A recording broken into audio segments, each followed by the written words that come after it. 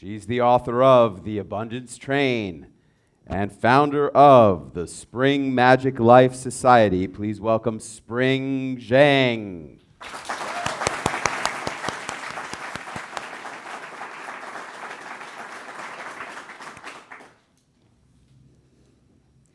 我们万众一心，冒着敌人的炮火前进，冒着敌人的炮火前进，前进，前进，进。I graduated from one of the best universities of China. My first job was working in the capital and the headquarters of Bank of China. Everyone told me what I did was impossible for a girl from a small town. And what's next? I became a poet. His name was the Chinese-American boy. He was an exchange student I met in the University of Cafeteria. We became good friends through many discussions and conversations, and even debates about the US and China. When he went back to America, I started to writing. So many hundreds of poems and so many hundreds of love letters, all just to preserve the pure friendship with my first love. For 10 years, we had so many men and boys who came after me as pursuers, including the scary one, who wrote me a love letter with his blood and waited overnight outside my apartment building. I have to call the security guard to send him away. I rejected all of them because he was my one beautiful love. During that time, I went against Chinese tradition. We are realists. We don't believe spirituality. Spirituality is superstition.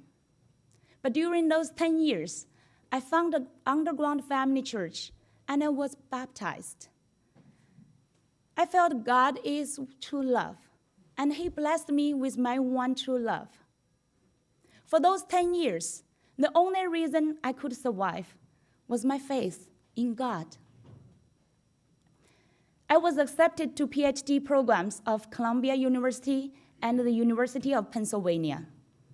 And the only way I was able to come over here was that my true love agreed to marry me. But he married me as a friend because he loved me like a friend. I didn't care because he was my one true love. We got married, we had 2 lovely kids. It was my dream come true. After working for a Fortune 100 company, I left the corporate world. I followed my calling to become a happiness coach, to help other people discover and live on their purpose and do what they love to fulfill their life. By our late 30s, we moved to Orlando. We had a big house on a lake and a golf course, an acre of land. It was like a heaven on earth, too good to be true. It was too good to be true. I know every marriage has problems. My marriage with my husband is no different. Even to this day, we have our problems. At our lowest, at my lowest, despite our children, despite my love for him, I did not want to go on. One night in the winter, after sending the kids to sleep and writing them my farewell letter, I went down to the Long Island Railroad. I sent him a text message, which I thought would be my last love message for him, even though I was still hoping that he would come and save me. I climbed down off the platform onto the railroad tracks. I saw the lights of the train far in the distance coming towards me. I was terrified. I stood there and I was terrified. Should I run away or can I stay? But what about my children? What about my pain? I have to stay. At least the pain and the nightmare will be over. The sound of the train was getting louder and louder. The freezing wind blew through my coat and chilled me to my bones. The train whistle pierced the cold night air. Ooh, ooh. My heart and my breath were frozen by the horror. My whole body was numb and felt as if I was being swallowed under the train.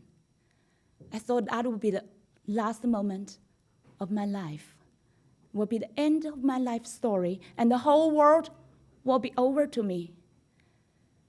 I closed my eyes and tried to have the courage just to stay there, to let the train end the pain.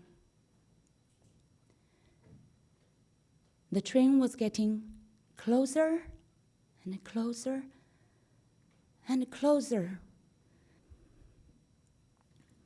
And finally, the end. When I opened my eyes, I saw the brightest light I had ever seen. It was so bright, I had to squint my eyes and even use my hand to block the light. And only then, I realized that was the front light of the train. 1 foot in front of my face. It stopped way before the station. I was shocked and realized God must have some unfinished plan with my life. That was years ago. Since then, it was my faith in God that had kept me alive and strong. So many dark and lonely nights, I knelt down on the ground and prayed to God that I could sleep in peace and forgiveness. As I said, even to this day, me and my husband, our relationship still has big gaps. But we have tried to come closer together. We even went and walked on fire with Tony Robbins. During those darkest years, I lost my happiness.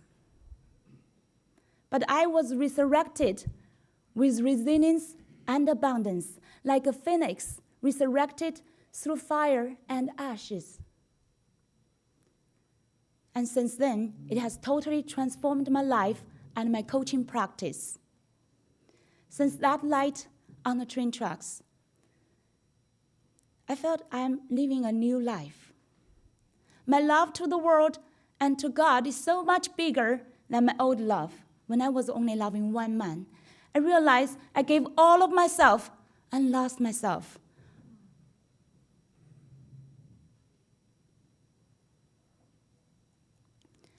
I now fully love and believe in myself and God's mission for me to empower more visionary entrepreneurs and life changers to step up for the calling and stand out as confident experts and thought leaders in their ideal niche with their unique God-blessed gifts to transform more lives and to positively impact the world for the abundance of all.